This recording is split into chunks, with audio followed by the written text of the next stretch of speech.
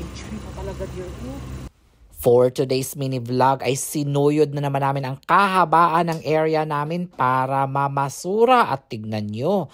Jackpot tayo, ang daming mga magagandang gamit itinapon lang sa kalsada. Ang laki!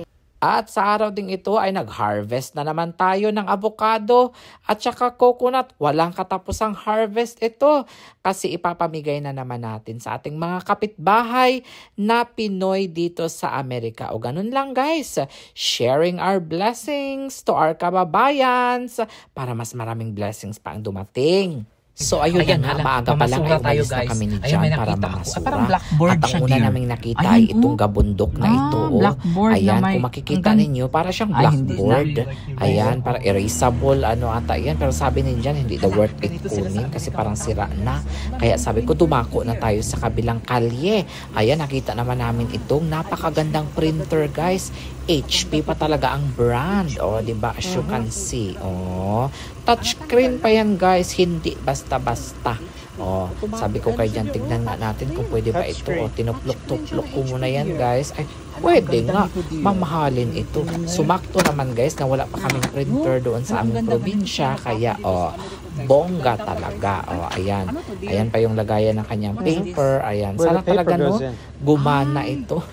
Wala naman tayong way para matry ito. Okay lang guys, kung hindi siya gumana, ibalik na lang natin sa kalsada. Tapos meron din kami palang nakitang table dyan, oh. Ayan, sabi ko kay Jan, tignan mo nga dear kung pwede ba siyang kunin. Katapon-tapon nga. Kaya pala natin napon. Tapos tara na, kunin na natin tong printer. Ayan, may nakita din kaming kabundok guys. Chairs, may trash can. May TV pa nga doon. Ayan, may lamp. Pero hindi na namin kinuha kasi ano man, hindi namin yun. Uy, marami naman kaming gamit sa bahay.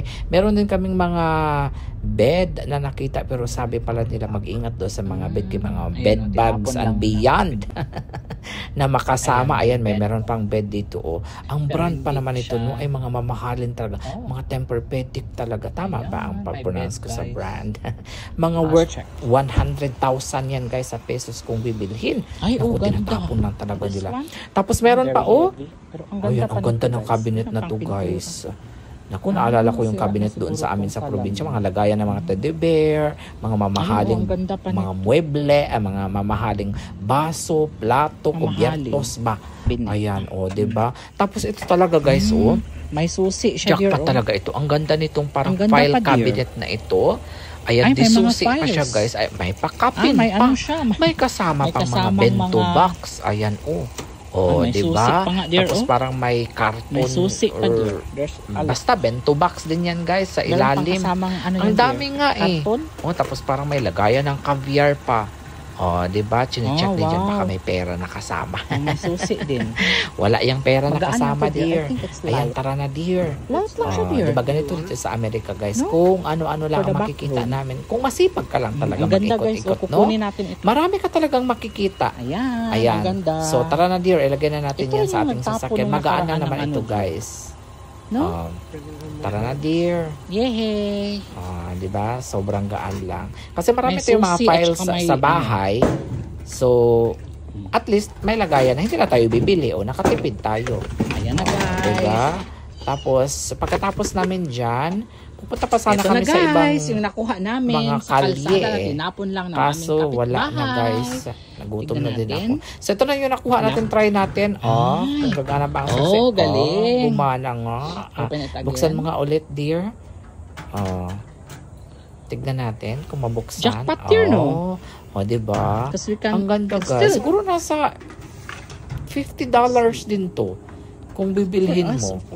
Ayan. Tapos ito na yung mga ayan, yung mga bento box. I think this is for ano dear, what do you call that? Tapos parang may lagayan ng caviar. Social. Lagayan natin yan ng mga leftover na mga bento box. Wow. Parang ang liit naman. Tapos ito na nga guys, tinignan ni Jan. Ano pala siya? Parang for the cake. Pwede po siyang lagayan ng mga pag nagluto ka ng banana cake, diba? Or mga cookies. Bongga. Sabi ko kay Jan, tara na dear, magawa tayo ng cookies, ibenta natin. At least may lagayan na tayo. Banana bread. Diba? Ang galing. Ay, gawa tayo ng business. Ano siya ba? Box. Oh, This one daw, diba? dear. It's the same. Tapos may malaki din at saka maliit. Pagkatapos guys, pinasok na namin yung ibang gamit dito sa front porch. Actually pati sa back porch kasi 'di ba aalis tayo ng almost 1 month. So baka magkaroon ng biglang hurricane. So pinasok na namin ang mga bahay dito para hindi sila magliparan just in case magkaroon ng hurricane dito sa area namin. Ako, nakakatakot, delikado pa naman talaga dito sa area namin dito sa Florida. So baka magliparan yan sa aming mga kapitbahay ba. So mabuti nang maging sigurado tayo. At pagkatapos ay nagutom na si Johannes. Meron naman akong leftover dito na grilled pork chop. Tapos itong ating sauteed green beans na may mushrooms. Ayan, yan lang yung kinain ko. Tapos may sausawa na suka. Diba? Kain tayo. Si Jan naman busy. Ano kaya itong ginagawa niya dito sa labas? Tinanong ko siya kung ano yung pinapahid niya dito sa aming chopping board. It's a mystery. Mystery oil. Wow.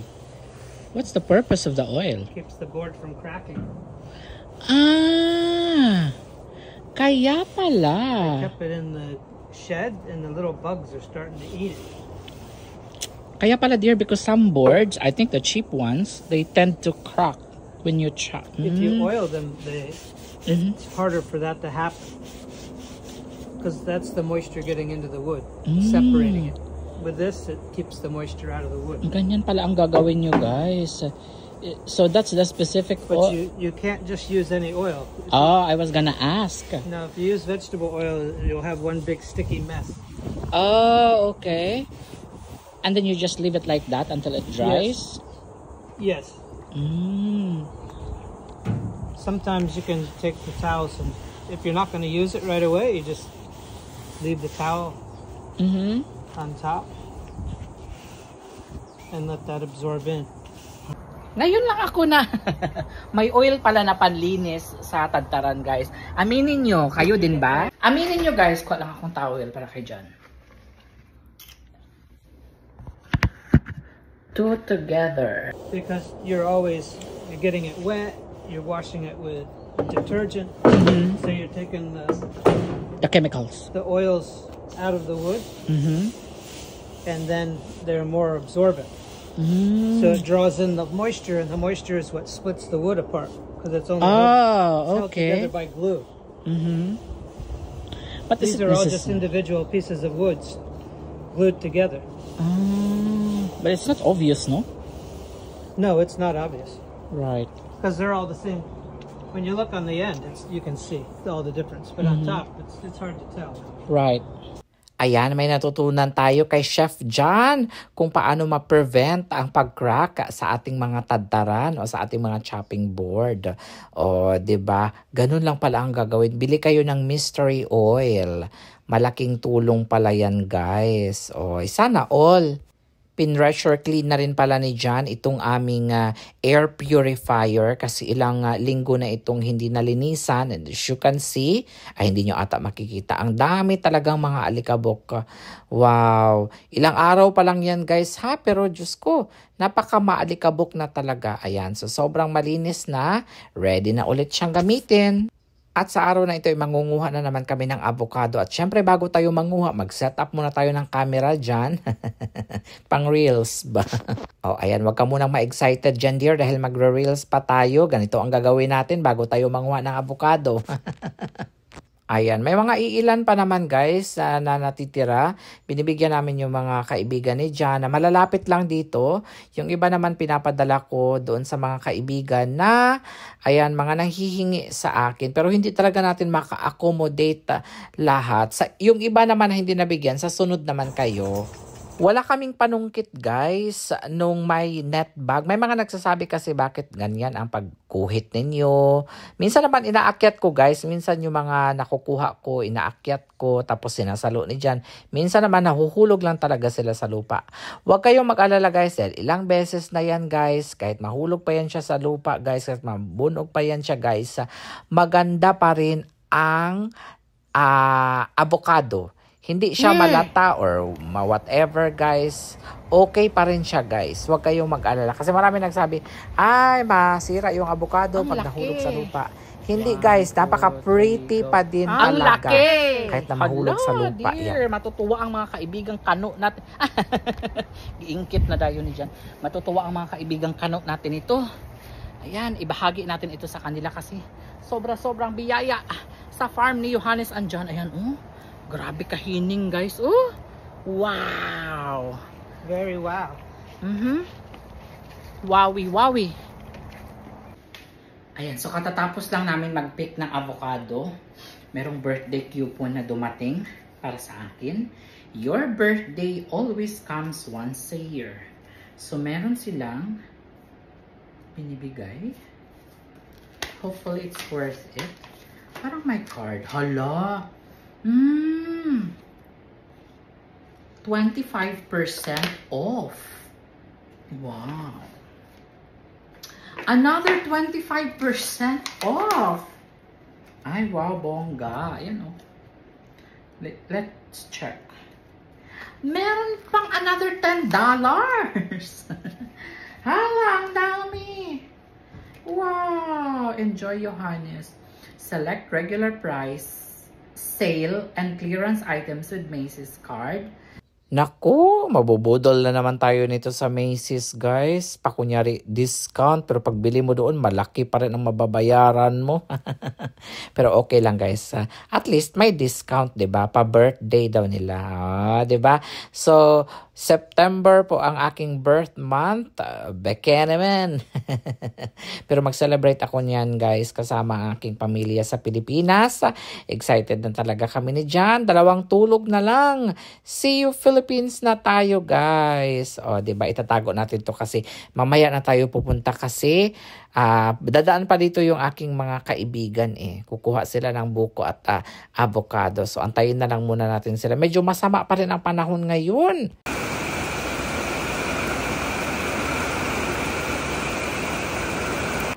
Hi guys. Ayan, so in today's video, introduction ulit. So, kukuha tayo ngayon ng buko dahil pupunta dito yung mga kaibigan kong Pinay. Buti na lang, tumila na ang ulan, guys. Kasi kanina sobrang lakas. Alam mo yung ulan dito sa Florida, panaka-naka. Uulan, iinit, uulan, iinit. That one. I need the orange ladder. Ayan, so ito na si John, guys. Aakyat lang siya. At susungkitin niya lang yung buko. Ayan. 5 piraso yan guys. Pero magdadagdag pa kami niyan doon sa kabila ng 3. Bigay natin 8 buko para sa ating kaibigan. that's enough. 8.